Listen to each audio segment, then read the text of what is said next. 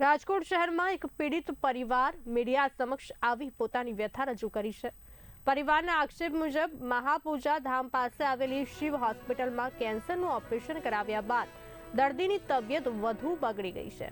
પરિવારનો આરોપ છે કે ડોક્ટર કામિલે ઓપરેશન માટે શરૂઆતમાં 50,000 રૂપિયાની વાત કરી હતી, પરંતુ અંતે 4 લાખ રૂપિયા પડાવ્યા તો ઓપરેશન બાદ દર્દીની હાલત સુધરવાની જગ્યાએ વધુ લથડી ગઈ હોવાના આક્ષેપ લાગ્યા છે। ધોરણ 9માં અભ્યાસ કરતી દીકરીએ સોશિયલ મીડિયા પર વિડીયો પોસ્ટ કરીને મુખ્યમંત્રી અને પ્રધાનમંત્રી પાસે મદદની માંગ કરી છે। વિડીયોમાં તેણે હોસ્પિટલ અને ડોક્ટર સામે ગંભીર આક્ષેપો કર્યા છે। સાથે જ પરિવારે જણાવ્યું કે મનપામાં ફરિયાદ કરવા છતાં કોઈ નિરાકરણ મળ્યું નથી। પરિવાર મીડિયા સમક્ષ ભાવુક બની ગયો અને રડતા રડતા પોતાની આપવીતી જણાવી। દીકરીએ જણાવ્યું કે પિતાની સારવાર યોગ્ય રીતે થાય તો જ પરિવાર ફરીથી સામાન્ય જીવન જીવી શકે। જ્યારે મારા પપ્પાનું ઓપરેશન કરાયું હતું ત્યારે તો પૈસા હતા, ત્યારે હું ભણતી હતી, બધું સરખું જ હતું, ઘરમાં પણ મારા મમ્મીને કામ કરવાની જરૂર નહોતી।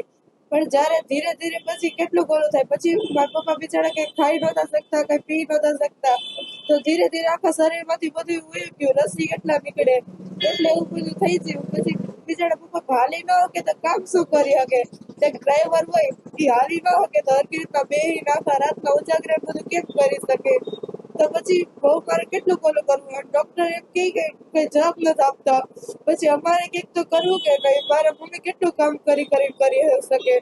એટલે પછી મેં વિચાર્યું કે જે વિડીયો મૂકું તો કોક ઓલું કરે તો મારા પપ્પાને કંઈક તો સારું થાય, કંઈક તો ઓલું થાય। હવે ભણવાનું હતું તો મારી મમ્મી ઘરનું કેટલું બધું કરે કે પછી મારે ભણવાનો ખર્ચ ઉપાડે, કેટલું કરવું હવે પછી? મહાપૂજા ધામ ચોક શિવ હોસ્પિટલ, ડોક્ટર કામિલ રાજપરી। ખાલી જો મારા ઘરવાળાને છે ને ઓઠે ચાંદી જતી ને એમ કીધું કે બેન નોર્મલી સર્જરી કરવાની છે, અને અંદર જઈ અને પેલા તો 50,000 ની જ વાત થઈ હતી ને અંદર લઈ ગયા પછી કે હવે આપણે કેન્સર આવ્યું, કેન્સરનું ઓપરેશન કરવું પડશે, 4 લાખ રૂપિયા થાય। તોય મેં આ પાડી દીધી કે વાંધો નહીં, હાજા થઈ જાય ને તો કાંઈ વાંધો નહીં એમ। પણ ઓપરેશન કરાવ્યું 1 વર્ષ ને 1 મહિનો થયો તોય હજી કાંઈ સારું નથી, ખાઈ શકતા નથી, પી શકતા નથી ને હાલી શકતા નથી એમ।